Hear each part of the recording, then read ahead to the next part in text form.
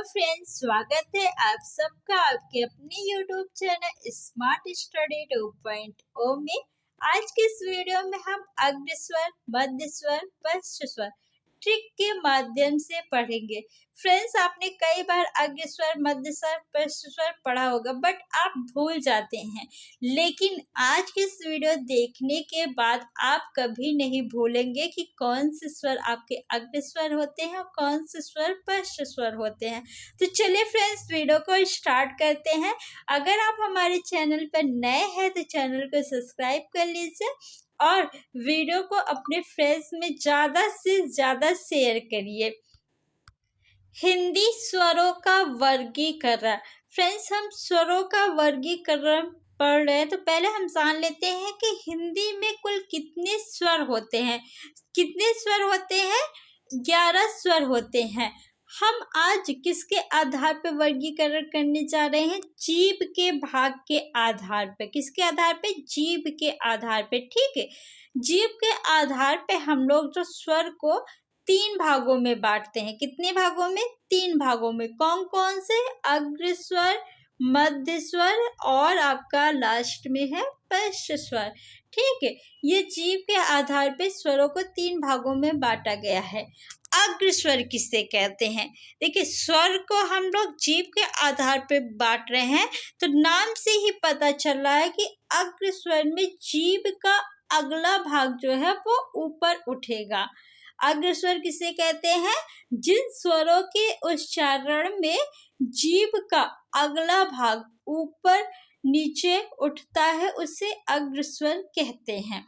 मध्य स्वर किसे कहते हैं?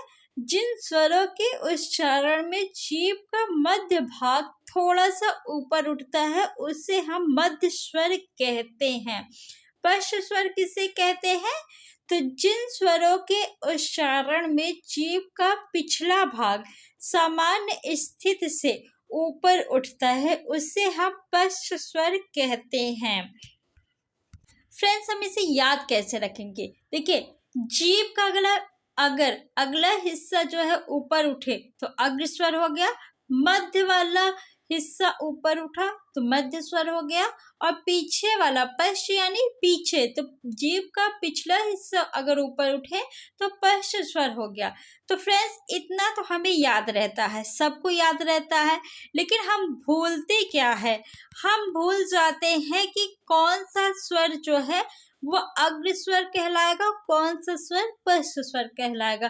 देखिए फ्रेंड्स, मध्य स्वर जो है ये सिर्फ एक होता है और ये सबको याद होता है कि ह्रस्व आ जो है ये आपका मध्य स्वर होता है।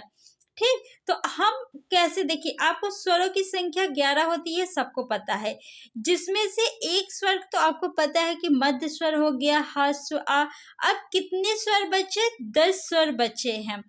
फ्रेंड्स, आपने देखा होगा जब भी आप बचपन में खेल खेलते थे तो उसमें 2 टीम बनाते थे। आप लोग 2 टीम बनाते थे ना, जब आप क्रिकेट खेलते हैं, खो खेलते हैं तो आप लोग 2 टीम बनाते हैं।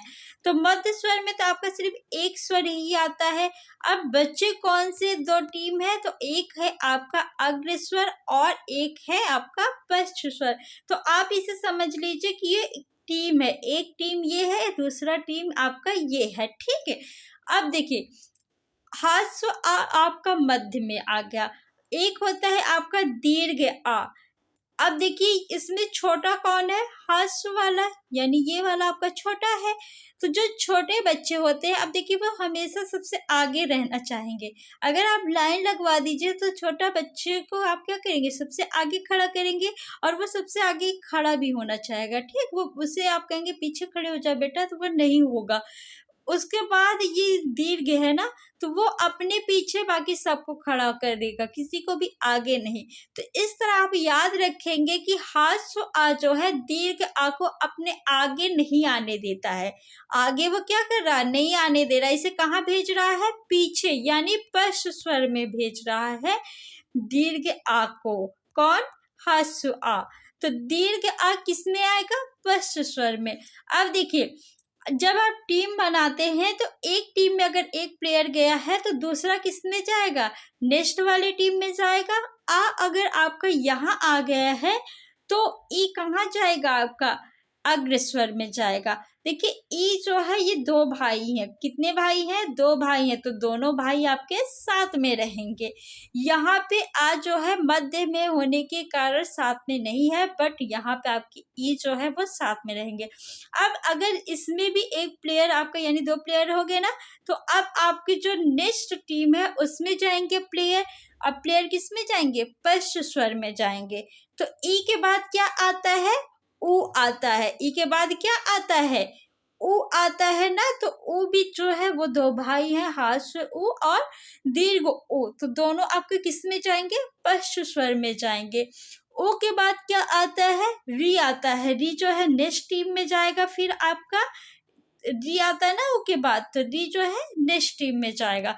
लेकिन री क्या है, देखिए जब हम लोग बचपन में खेलते थे, जब आप 10-12 साल के हो गए होंगे और उसमें अगर मान लीजिए कोई 3-4 साल का बच्चा होता था, तो हम लोग क्या करते थे, उसको किसी भी टीम में कर देते थे, लेकिन उसे गिनते नहीं थे। तो ये क्या है, छोटा है। वैसे भी आपने जब शुद्ध स्वर पढ़ा होगा, तो शुद्ध स्वर जो है वो सिर्फ 10 होते हैं।